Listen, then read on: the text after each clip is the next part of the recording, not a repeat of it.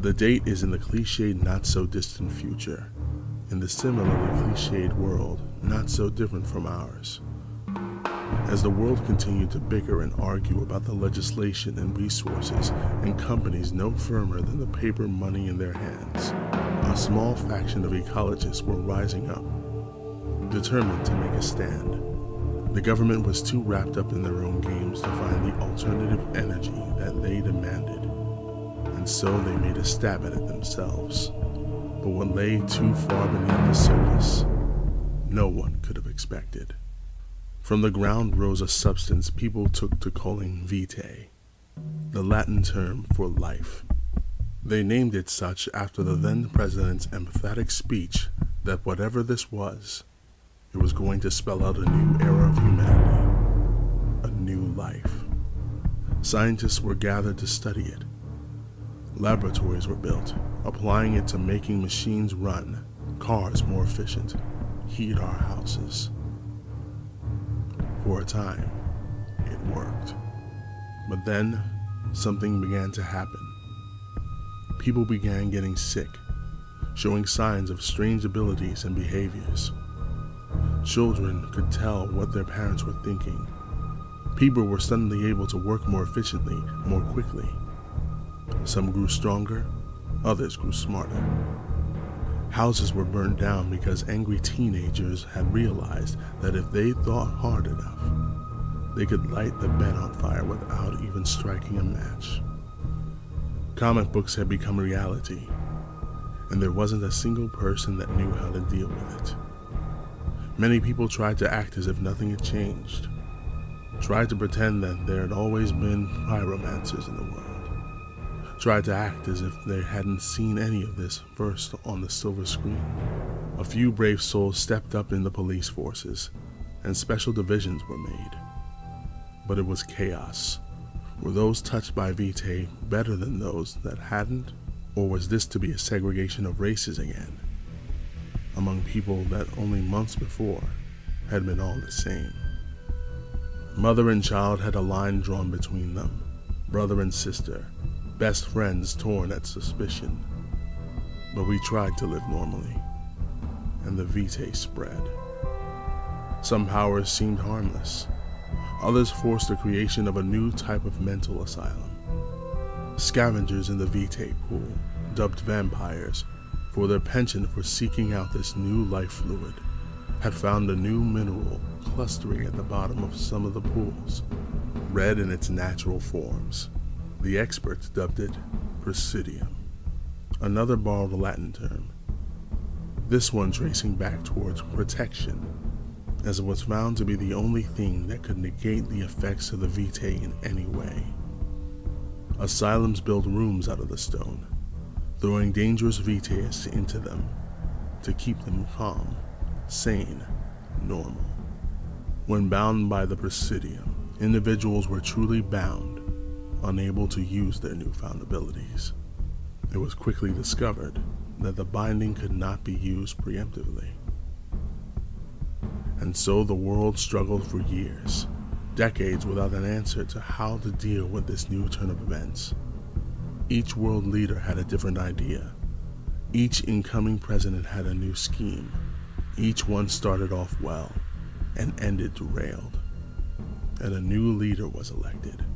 Coalitions were formed, nations united that had long been enemies. Friends were made out of desperation in some attempt to make sense of the universe. And finally, it happened. One man arose from the public, not a vitaist, but one untouched entirely. Charismatic, he spoke of a time when vitaists and humans would be able to live in harmony with each other. Regulations that both sides could agree on. Facilities specializing in training and honing their abilities of the gifted, and similarly, restrictions on when and where abilities could be used. He was an equalizer that spoke to both sides of the matter. He was exactly what the people needed to hear, and they raised him up on a pedestal. And that was when all of it changed. It's been 25 years since Kristoph Dietrich overthrew the government of the country, the government of the world, and set up what he called the Syndicate. With him came the most powerful and frightening man the world had known, and even in the graphic novel the world had become, some had trouble accepting that he could be real. All anyone knew was he was called X, and no one dared ask any further. X, along with his team of Vietas, were true dictators. Each of them were hand-picked, the most powerful and talented with their strain of Vietae. The people called them the Stripes, so noted for the silver streak that banded their onyx uniforms.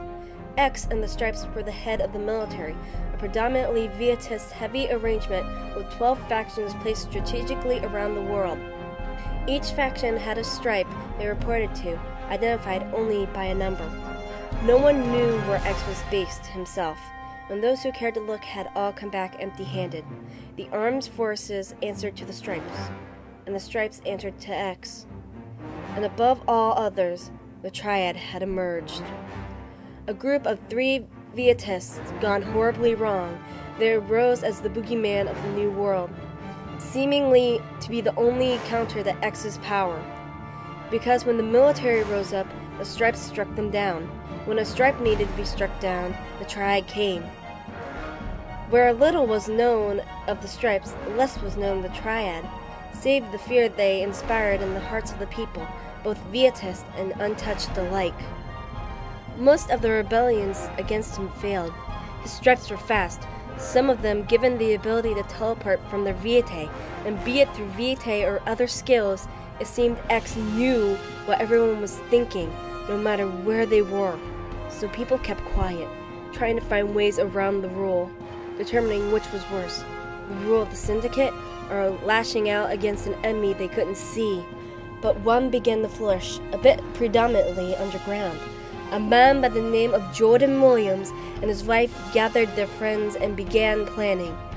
None of them outright attacks, none of them anti-syndicate propaganda, just planning, beginning to learn the system, trying to find a way to bring down the high and mighty without losing their heads in the first round.